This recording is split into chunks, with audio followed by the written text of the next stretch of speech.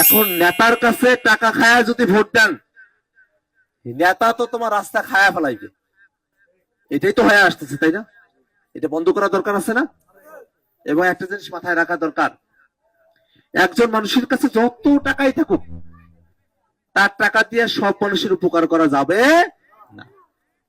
যদি দেশের টাকা সঠিকভাবে সঠিক জায়গায় খরচ করা হয়, তাহলেই দেশের সব মানুষের উপকার করা যাবে।